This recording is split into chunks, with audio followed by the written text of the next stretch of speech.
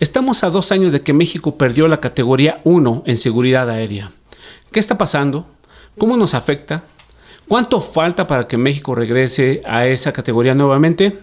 Hoy, en Cuéntame de Economía, les daremos respuesta a estas preguntas. Cuéntame de Economía.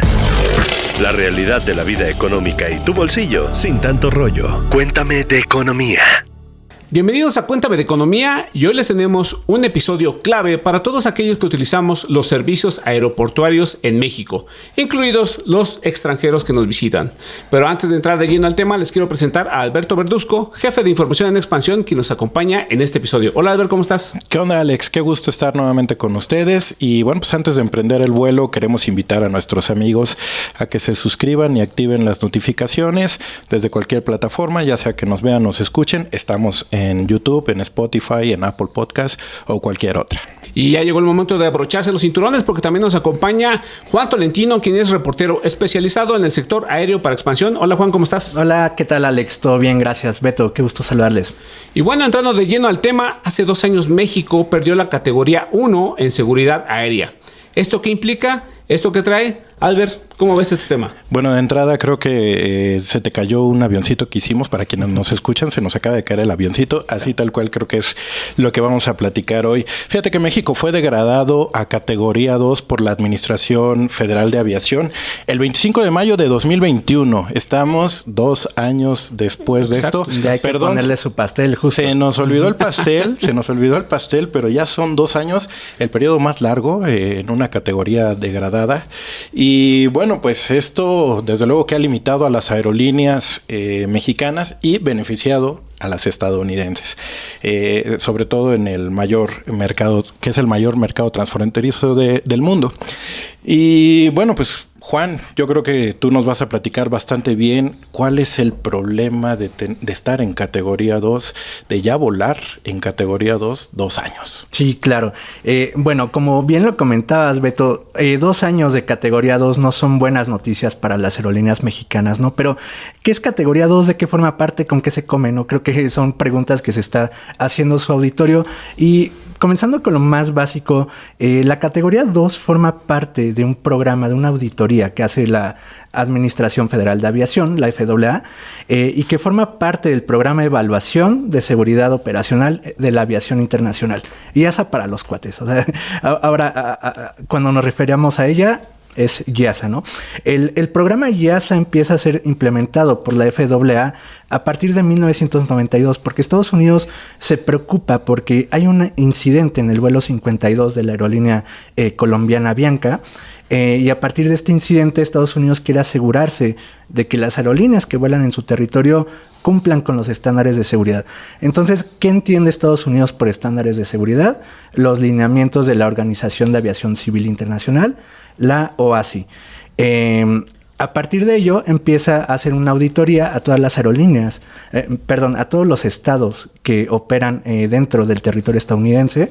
Y esta auditoría se basa en 8 elementos críticos, entre los que están cómo está la legislación de la aviación en el país auditado, en este caso México, regulaciones operativas, qué tan calificado está también el personal, ¿no? Son cosas que a la FAA pues le importan, ¿no? Entonces, ojo, es importante tomar en cuenta que la auditoría se enfoca en qué tan capaz es un gobierno para supervisar la seguridad aérea de sus aerolíneas, no a las aerolíneas como tal. Es decir, la FAA viene y audita a México y a la Agencia Federal de Aviación Civil, la FAC en este caso, y no como tal Aeroméxico, Viva, Volaris.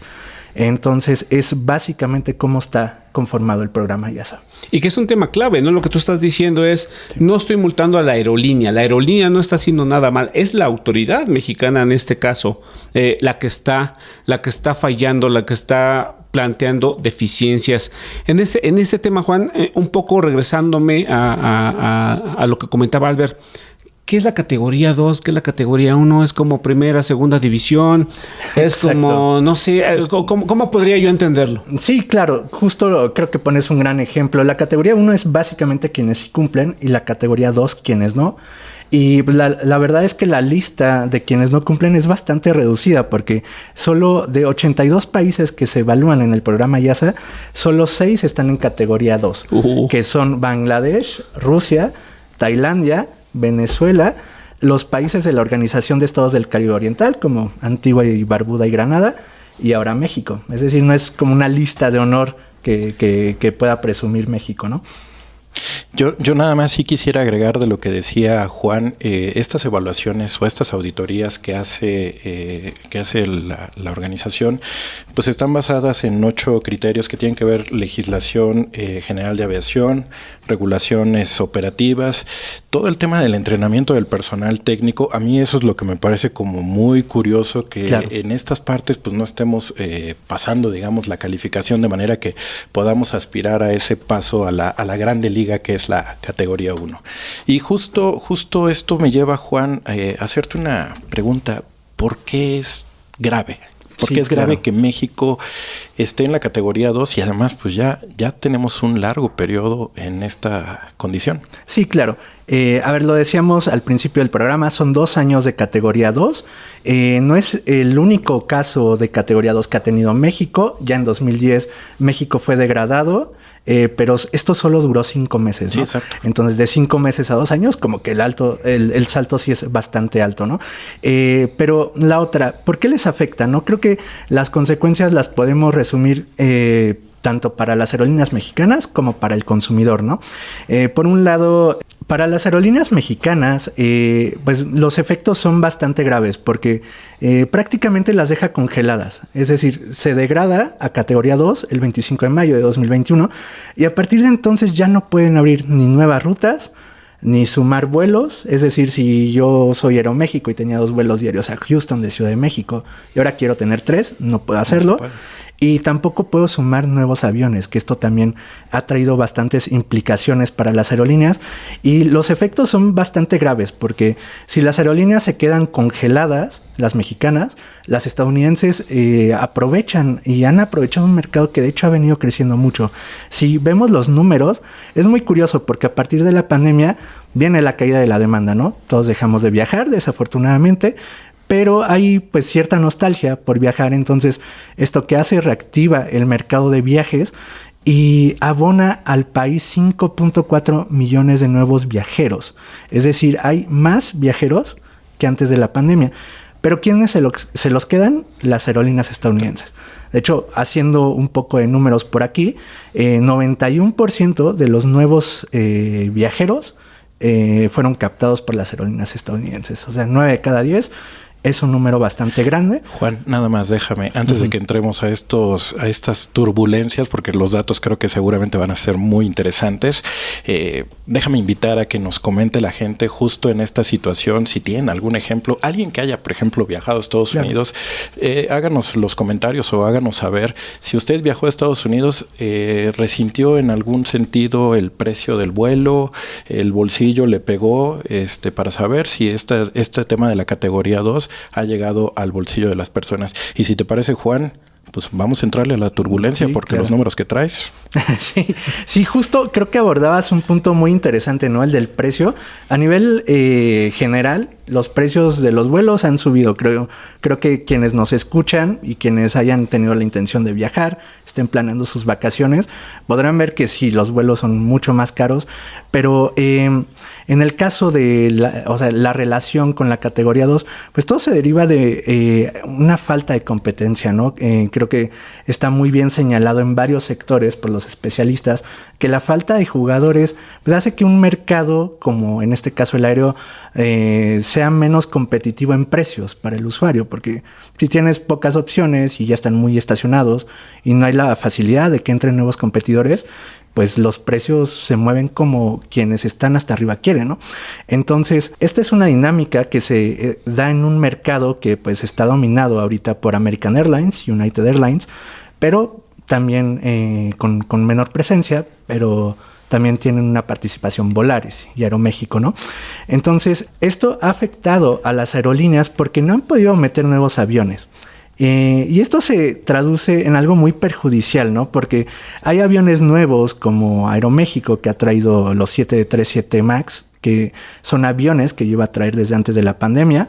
No pudieron por un defecto de fabricación, entonces los tuvieron ahí parados, pero ya los comienzan a traer y esto es una experiencia más bonita para el pasajero porque si han volado en algunos de los aviones de Aeroméxico, algunos de los viejos, por ejemplo, que suelen ser los Embraer, pues son aviones más chicos, sí, pero tampoco tienen comodidades como la pantallita y que puedes ir escuchando música, etcétera. Y estos aviones sí tienen un sistema de entretenimiento más robusto, son más cómodos, etcétera. Entonces, el mercado México-Estados Unidos básicamente se queda con aviones viejos. Y no solo perjudica al usuario aquí, sino también a las aerolíneas, porque volar un avión viejo es más caro que volar uno nuevo, porque últimamente, y es en realidad una práctica que suelen hacer mucho las aerolíneas, incorporan aviones nuevos para reducir los costos. ¿Qué son los costos? Básicamente el combustible. El combustible representa alrededor de 30% de los gastos de una aerolínea. Entonces, es bastante importante que pues cuiden por ahí, ¿no? Como todos el precio de la gasolina, ¿no? Claro, y fíjate, bueno, las aerolíneas, las mexicanas, están viendo que el mercado está creciendo, están viendo que la demanda está creciendo. Y tú estás imposibilitado para vender, estás imposibilitado para crecer. Eso obviamente pues también no solamente afecta al usuario, como bien dices, también está afectando a la industria, una industria que ahorita está creciendo, pero pues lo que son cuestiones de empleo, de comodidad para el usuario. También hay un impacto ahí bastante severo que hay que estar considerando en el futuro. Justo como lo comentas, Juan, estas aerolíneas son negocios obviamente y se ven imposibilitados, frustrados porque ven un mercado que crece, ven una demanda que también está ansiosa de querer viajar, de querer salir, y tú por una regulación, por una sanción, por un castigo, no puedes crecer, no puedes traer nuevas unidades, que genera obviamente empleo y obviamente genera una satisfacción al usuario.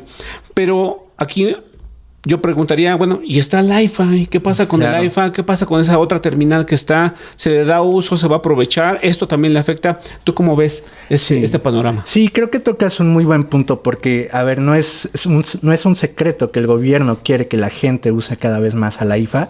Y pues digo, si han tenido oportunidad de volar en él, es una terminal bastante cómoda, es muy cómodo viajar desde ella, pero desafortunadamente los nuevos vuelos que se quieran abrir hacia Estados Unidos no pueden operar desde ahí. Y no hablamos ni de pocas rutas ni de pocos aviones, porque Aeroméxico tenía 30 o ha incorporado 30 aviones nuevos a partir de la degradación que no puede volar a Estados Unidos. Wow. Entonces son una pérdida de dinero. Sí, es bastante. Eso por una parte. Y por otra, pues las aerolíneas también han dicho, queremos volar de la AIFA hacia Estados Unidos, pero no podemos. Volaris, por ejemplo, a mediados del año pasado, anunció una apertura de una ruta para diciembre del año pasado hacia Los Ángeles, cosa que no ocurrió porque no salimos de categoría 2, ¿no? Entonces, pues está esa parte. Aeroméxico recientemente pudo abrir una ruta hacia Houston, pero tuvo que hacer ahí malabares porque tenía una ruta disponible desde la ICM a Houston y nada más switchó. Cambió y en vez de abrirla desde la ICM, la abrió de la IFA, pero esa fue una gestión que se hizo a nivel gubernamental. Pero más allá de eso, pues no hay vuelos de la IFA a Estados Unidos, ¿no? Fíjate, Juan, a mí me parece muy curioso todo esto que comentas porque creo que se ha generado un cóctel de situaciones, así uno que otra cosa que le vamos sumando, de manera que el sector aéreo en general sí está viviendo un momento complicado, ¿no? Hace poco hablábamos en un episodio del tema de la quiebra de Interjet, ahorita que estamos hablando de lo de la degradación, con un AIFA que pues este gobierno lo trabajó y lo ha presumido mucho como una de sus obras emblemáticas y que no pueda despegar a las alturas que uno esperaría que ya lo estuviera haciendo por toda esta situación que también nos comenta Alex de como un castigo frena, ¿no? Frena el vuelo. Y déjame ponerte en una situación complicada y espero que te abroches bien el cinturón, Juan. Pero la pregunta creo que nos obliga ahora es, y va para más largo el tema de estar en esta categoría 2. ¿Para cuándo tú ves la recuperación para volver a la máxima liga? Categoría 1, ¿no? Claro. Ha sido un camino largo para el gobierno, hay que decirlo. Estos 2 años se han trabajado de manera muy activa, pero hay que irnos un poco al principio. Al principio, la FAA, cuando le hace el señalamiento a la autoridad, le dice, hay 28 puntos que tú tienes que arreglar para regresar a la categoría 1. Como ya mencionamos, la parte de capacitación, etcétera, ¿no?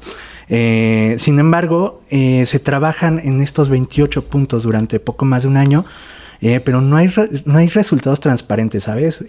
A las aerolíneas se les comenta, a la prensa se les comenta que pues se avanza, pero no vemos un resultado muy tangible.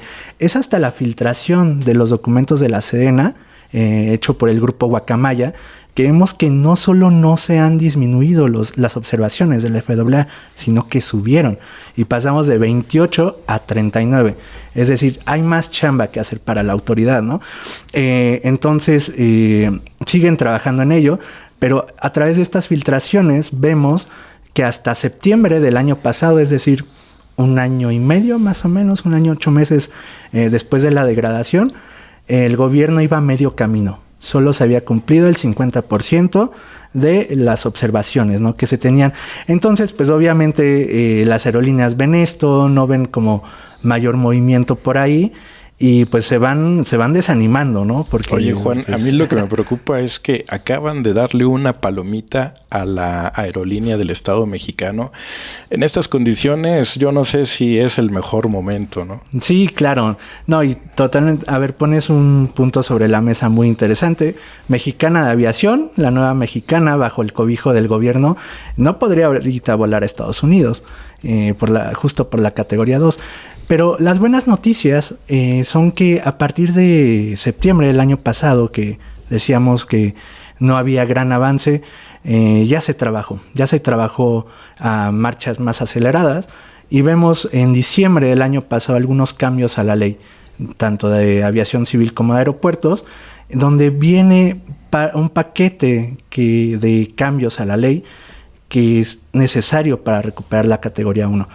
El sector celebra esto, pero también fue un trago amargo porque ese paquete traía el famoso cabotaje, por ejemplo, que permitía a las aerolíneas extranjeras operar rutas nacionales, cosa que ya no ocurrió. Los cambios se aprueban y solo se aprueba el paquete para recuperar la categoría 1. Entonces, estas son buenas noticias. El gobierno había dado desde finales del año pasado un cronograma de cómo se podría recuperar todo. Primero estaba fechado como para marzo, luego para abril, y la última vez que el secretario Jorge Nuño, el secretario de Comunicaciones y Transportes, dio una cuenta de este avance, apuntaba que para junio ya más o menos se recuperaría. Y si le preguntamos a las aerolíneas, va como para finales de año, ¿no? Volaris, por ejemplo, dice último trimestre del año, ¿no?